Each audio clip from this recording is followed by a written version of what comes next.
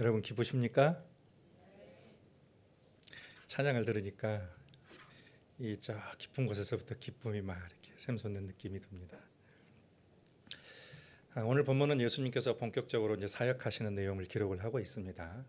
오늘 본문 앞에는 예수님께서 성령에 이끌리셔서 광야로 가셔서 40일 동안 마귀에게 시험을 금식하시고 마귀에게 시험을 받으신 그런 내용을 기록을 하고 있습니다. 예수님께서 공생애를 시작하시기에 앞서서 마귀에게 시험을 받으신다는 것은 영적으로 상당한 의미가 있다라는 것들을 말씀을 드렸습니다.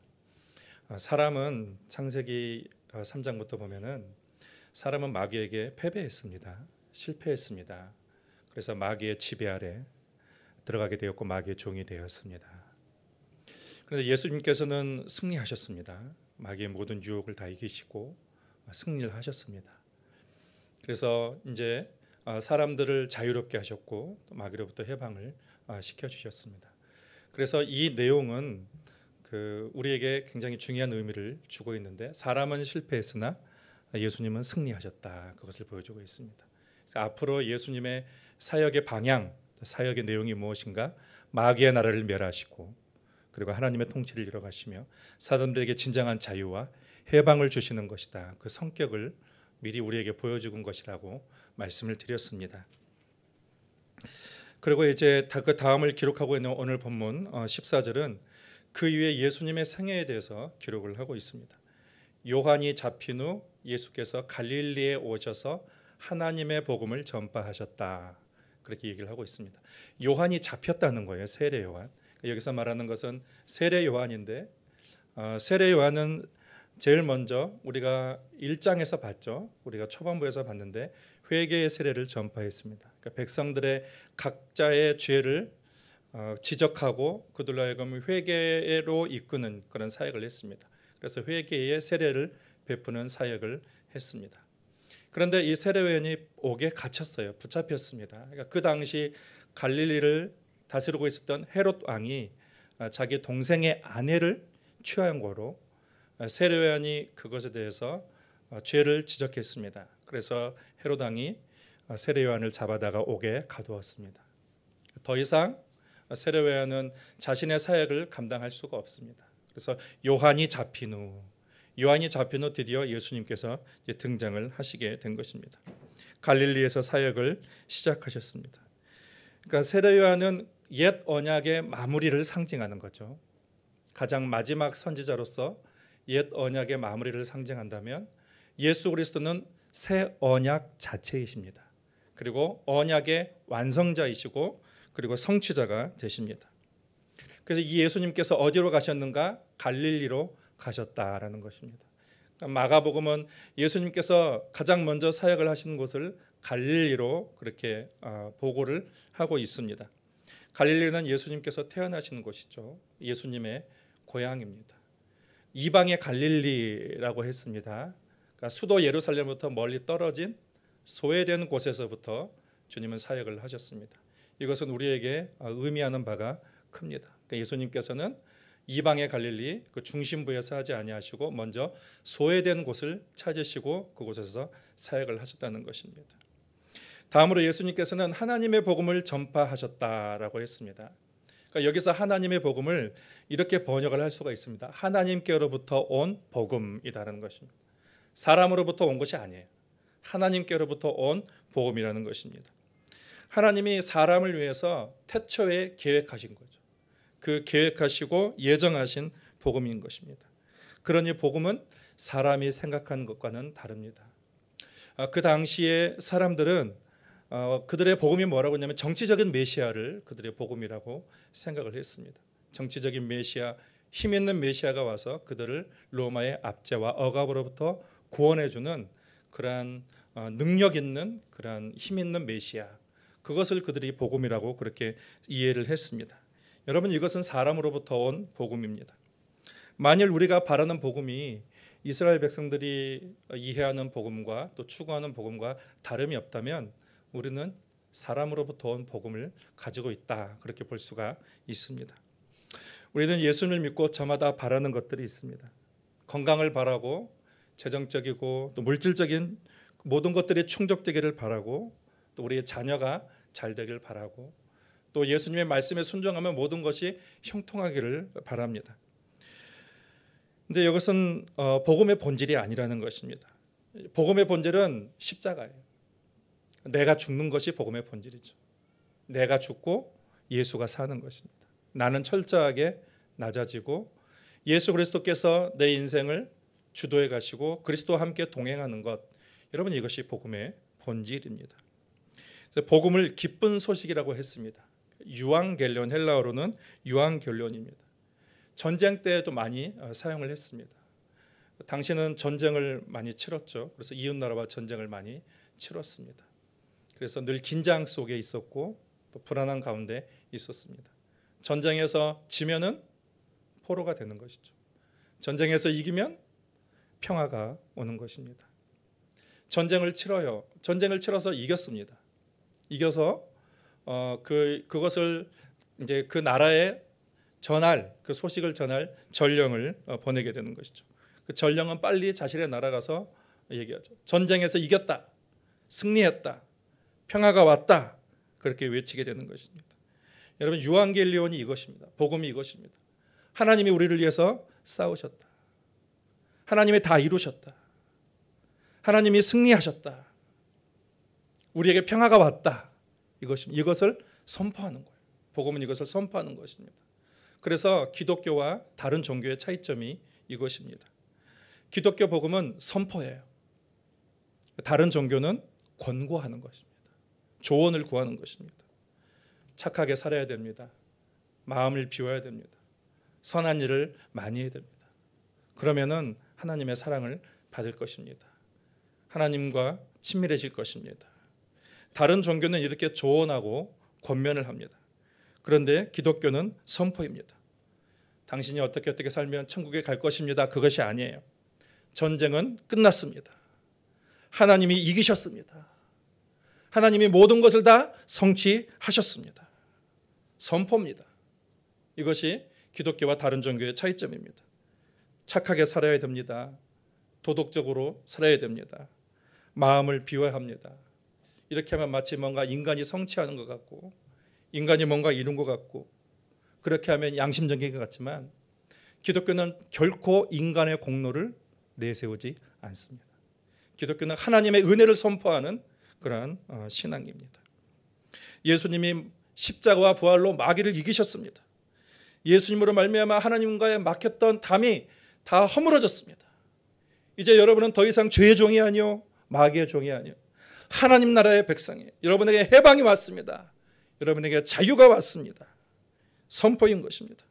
내가 무엇을 해서 어떤 노력을 해서 하나님과의 관계가 회복된 것이 아니라 그리스도의 십자가의 은혜로 말미암아 여러분은 하나님의 자녀가 되었습니다.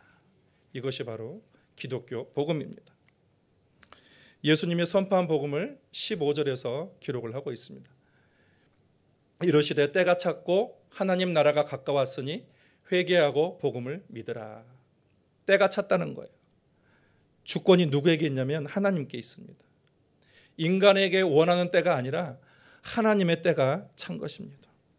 그래서 학자들은 예수님이 오실 때가 가장 완벽한 때다.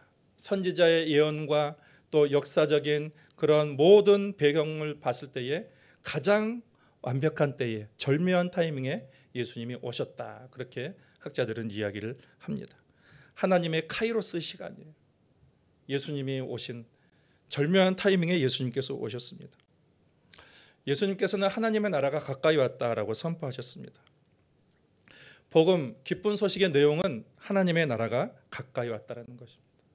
그러니까 하나님의 나라를 영어로 The Kingdom of God이라고 합니다. 왕국이죠. 그러니까 왕이 있어서 왕이 다스리는 그러한 나라를 얘기합니다. 그래서 선한 왕이 있습니다. 그 선한 왕이 그 법을 가지고 그 뜻을 가지고 백성들을 다스릴 때에 백성들의 모든 것을 책임지고 백성들 안에 평안이 있는 것, 그것을 하나님의 왕국, 하나님의 나라라고 합니다. 그래서 나라하면 영토, 어떤 지리적인 어떤 지역, 그것을 사람들은 이해하지만 왕국은 그런 영토의 이상입니다. 지리적인 개념 그 이상입니다. 왕이 다스리는 곳, 왕의 영향력이 미치는 곳, 왕의 통치가 있는 곳. 누구의 영향을 받는가, 누구의 통치를 받는가, 거기에 따른 개념입니다. 내가 살고 있는 자리가 누가 다스리고 있는가, 누가 영향력을 행사하고 있는가, 그것이 기준이라는 것입니다. 하나님의 나라는 하나님의 영향을 받고 그분의 다스림을 받는 나라라고 할 수가 있습니다. 여기는 홍콩입니다. 근데 홍콩 섬에 가면은 주 홍콩 대한민국 총영사관이 있습니다. 홍콩의 영토 안에 있는데 거기는 대한민국의 법의 지배를 받습니다. 대한민국의 통치와 그 영향권 안에 있는 것입니다. 대한민국으로부터 파견을 받았고 또 법적으로 보호를 받고 대한민국이 부여한 그 임무를 행하게 됩니다. 그러면 대한민국에서는 그 외교관들의 모든 안전과 복지와 생활을 다 책임져 주게 되는 것이죠. 여러분, 하나님의 나라가 그와 같습니다. 지리적인 영토와 상관없이 하나님의 다스림을 받고 하나님의 영향권 안에 있으며 하나님의 보호를 받고 하나님께서 모든 것을 책임져 주는 것, 그것이 바로 하나님의 나라입니다. 어느 곳이든 상관이 없습니다. 교회든 가정이든 일터든 그것이 어느 곳이든 상관이 없습니다. 하나님이 그곳에 영향을 행사하고 있고 하나님이 다스리고 있다면 어느 곳이든 그것은 다 하나님의 나라라고 할 수가 있습니다. 그래서 그 통치권 아래 있으면 하나님의 나라가 우리의 삶 속에서 이루어지는 것입니다. 내가 질병에 걸려 있어도, 내가 많은 상처를 가지고 있어도, 내 안에 해결해야 될 많은 그런 복잡한 문제가 있다 하더라도 하나님의 영향을 끼치면, 하나님이 그 가운데 통치하시면 그 모든 것은 하나님께서 책임지시고 하나님께서 이루신다는 것입니다. 중요한 것은 내가 무엇을 하는가가 아니고 내가 어떤 영향을 받고 있는가, 누구의 영향을 받고 있는가가 중요한 것입니다. 여러분, 하나님의 나라는 이미 우리 가운데 임하셨습니다. 하나님이 다 성취하셨고 하나님이 승리하셨습니다. 그런데 오늘날 현실을 보면은 여전히 마귀의 지배 아래 있는 경우가 너무도 많이 있습니다. 여전히 사람들은 율법주의와 도덕주의에 매여 있는 것이죠. 내가 뭔가 해야 되고, 그리고 내 존재감이 드러나야 되고, 내가 뭔가 성취를 함으로써 하나님께 이르려고 하는 것입니다. 그러나 하나님의 나라는 그것이 아니에요. 내가 무엇을 성취하는 것이 아니라 하나님께서 이미 이루신 것이죠. 하나님께서 이미 성취를 하신 것입니다. 지난주에 홍콩 교민 카톡방에 보니까 어떤 분이 매일마다 이렇게 오늘의 운세를 올리는 분이 계셨습니다. 근데 여러분 보셨습니까? 근데 어떤 한 분이 거기에 대해서 잠깐 불편한 그런 글을 썼습니다. 그러니까 이분은 좋은 의미에서 이제 그렇게 올린 것 같다고 생각이 드는데, 그런데 어떤 분들은 거기에 대해서 이렇게 자기의 기분이 좌우될 수도 있고 또 거기에 매일 수도 있다라는 것입니다.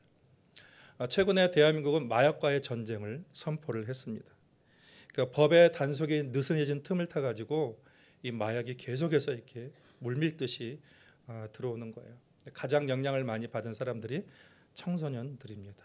이 청소년들이 무방비로 거기에 노출돼 있어 가지고 청소년의 그 마약을 하는 청소년의 수가 기하급수적으로 늘어나고 있다라는 그런 사실입니다. 홍콩도 마약에서 자유를 수가 없습니다. 그리고 태국은 마약을 합법화 시켰습니다.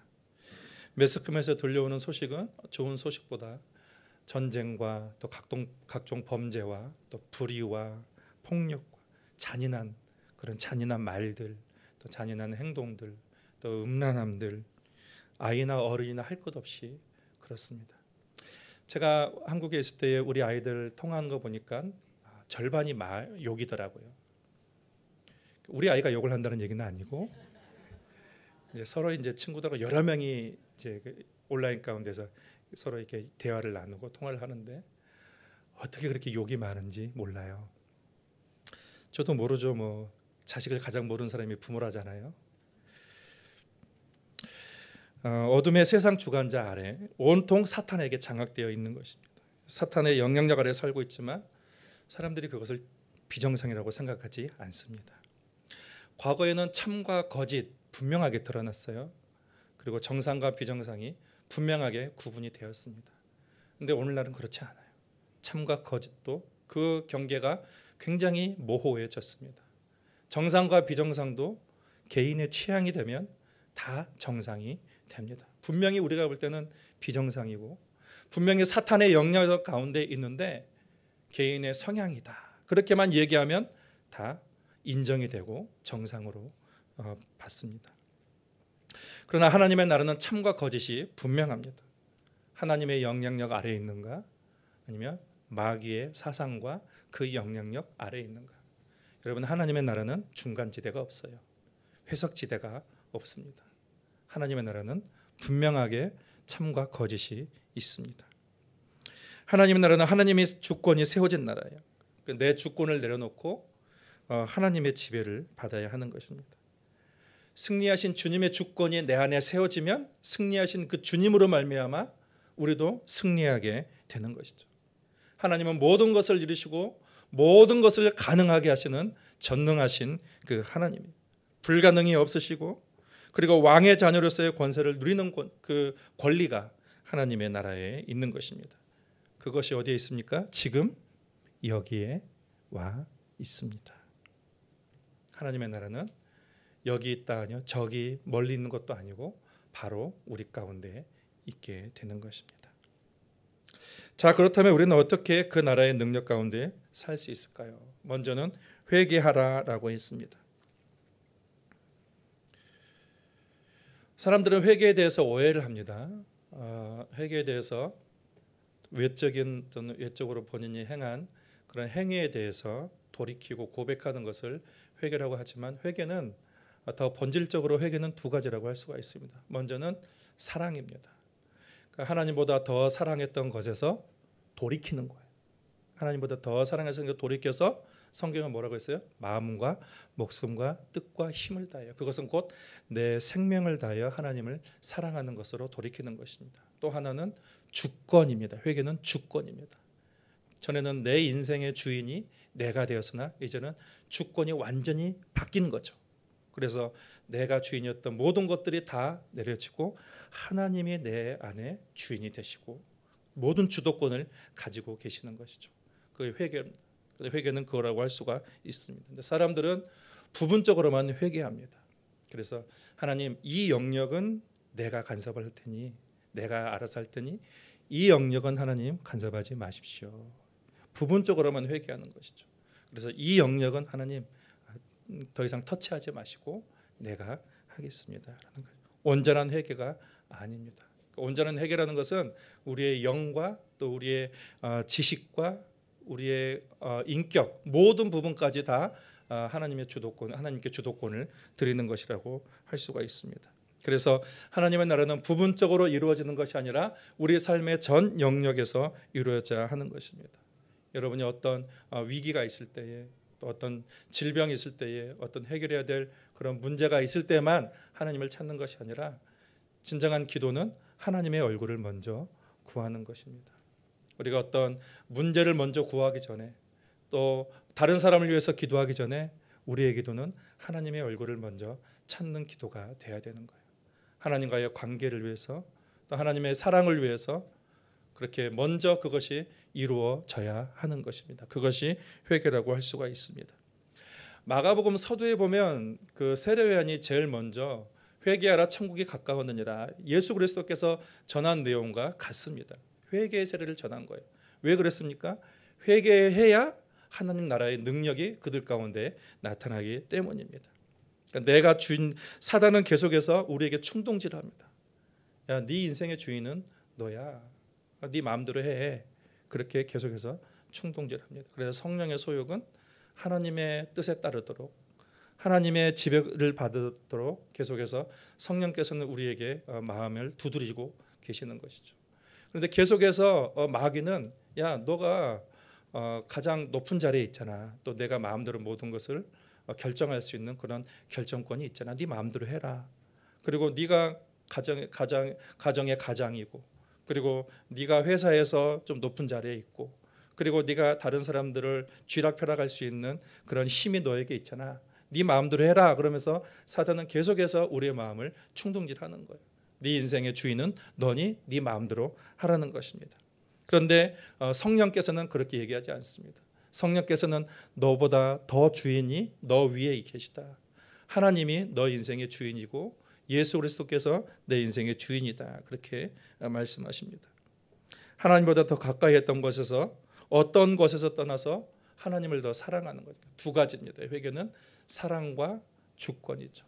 그래서 하나님보다 더 사랑하는 것에서부터 떠나서 하나님을 생명을 다해서 사랑하는 것이고, 그리고 내가 주인 되었던 모든 삶을 내려놓고 하나님의 주권을 내 인생 가운데 세우는 것, 그것을 회개라고 말씀을 드렸습니다.